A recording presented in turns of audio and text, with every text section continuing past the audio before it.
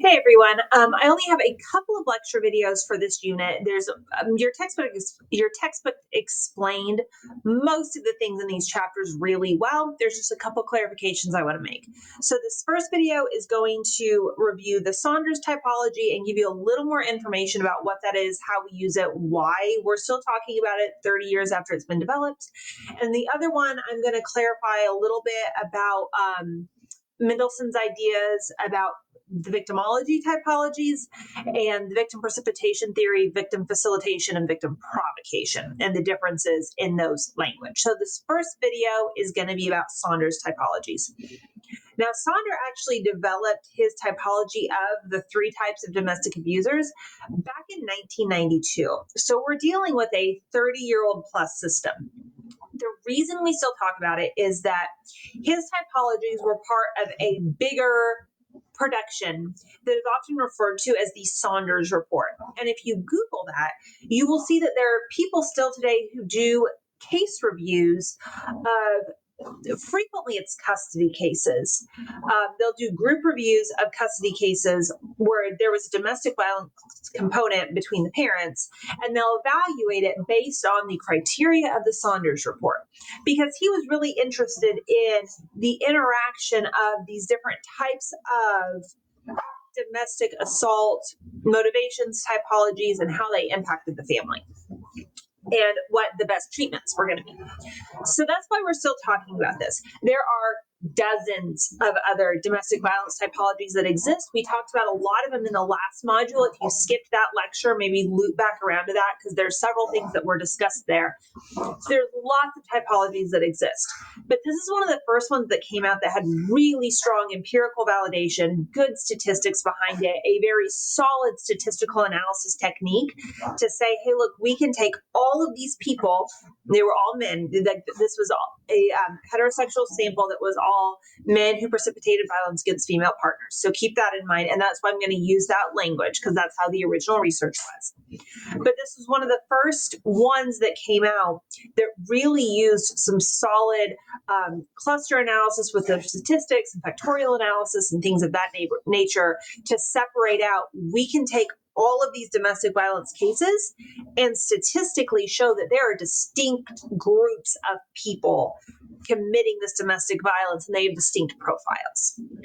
So I'm going to clarify his a little bit because I didn't love the way your textbook talked about the distinctions. There was quite a bit left out in there.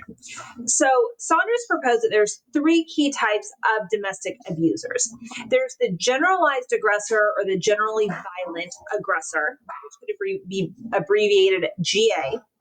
There was the family-only aggressor, which was FOA. And there is the emotionally volatile aggressor, or EVA. Now, one thing about this is he chose, when he was doing his statistical analysis, the way he did it was he took these groups and he had a set features, set criteria, set characteristics in mind that he was separating them based on. Okay. So this is not something that would universally apply to every case. Okay, so to give a personal example, I would look at my situation that I got out of with this typology, and I would say none of these fits my aggressor, right? Like there's bits and pieces of this one and this one and this one, but this would not be a solid, neat, put it in a box, put a bow on it fit. And because this is not meant to be comprehensive that every single aggressor is going to be one of these types. These are just general characteristics we tend to see. So we'll start with the generalized aggressor, or the GVA, the generally violent aggressor. This is an individual that is most likely to also be violent outside the home. Out of these three types, they're the most likely to also be violent outside the home. The majority of these individuals have some sort of childhood abuse in their background. These individuals often use alcohol, and oftentimes their violent behaviors are related to their alcohol abuse. Now you can see where this would be already getting pretty conflated in how we analyze this, right? Because a lot of people who do have a history of child abuse, especially if it hasn't been dealt with well, if they haven't gotten the therapy they need, that can often be related to a substance addiction. So there could very much be like a chain of effects here, that because of the childhood abuse, they now have problems with substance addiction, and that problem tends to make them more violent.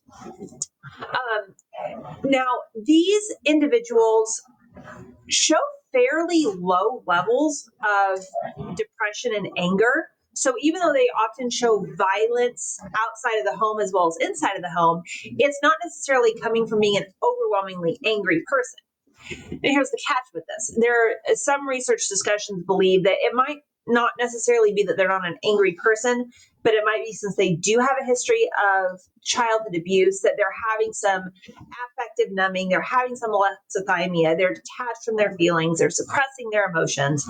So that type of interaction could be going on. But the key feature here is that their aggression is not coming from this overwhelming anger that they're needing to express.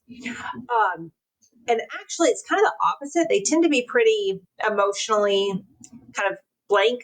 They're often unable to emphasize, and they often show little remorse. So if you've taken psychopathology, that those are probably some buzzwords for a few things, right? If you have a domestic abuser who has also been diagnosed with an antisocial personality disorder, a narcissistic personality disorder, is showing some traits of psychopathy, sociopathy, those types of things, that could fall under this umbrella if part of their abuse is coming from their inability to show empathy. And again, because of that, they often have very little remorse for the things that they've done.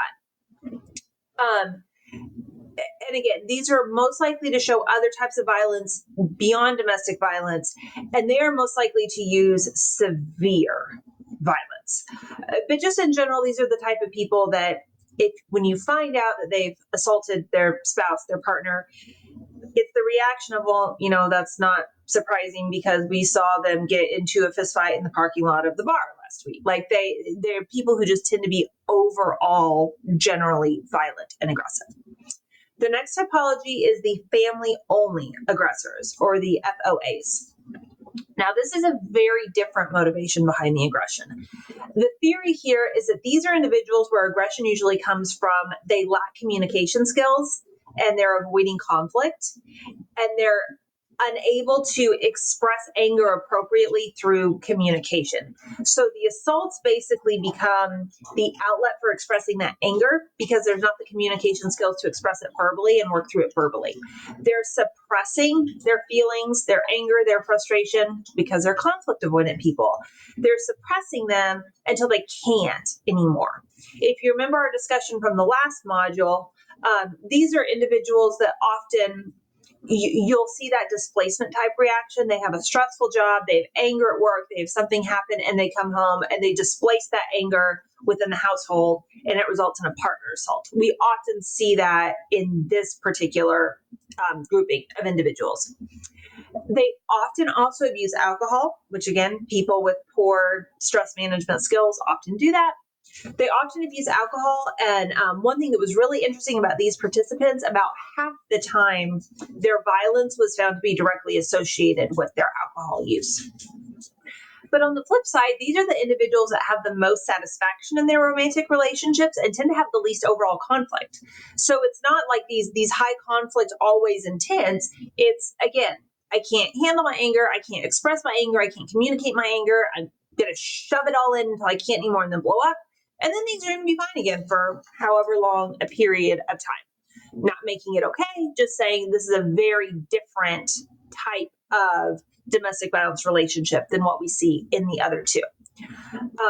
These individuals tend to have the lowest level of anger, depression, and jealousy, but that comes with a huge caveat, because in the research, they were also found to have very high levels of social desirability bias, meaning they might not necessarily be having the lowest levels of anger, depression, and jealousy. They just might be the least likely to admit these feelings, to acknowledge these feelings. So those answers, the researchers said, kind of need to be taken with a grain of salt, because it could be that social desirability bias impacting those findings. Now, this group was also the least likely to have been abused as children, and they were the least likely to be violent outside the home. And the third typology was, or the third group within this typology, was the emotionally volatile aggressor, or the EVA. And that's exactly like it sounds. These are the individuals that where their aggression, their abuse is coming from is their high emotionality. There are high levels of anger. They have high levels of jealousy. They have high levels of depression.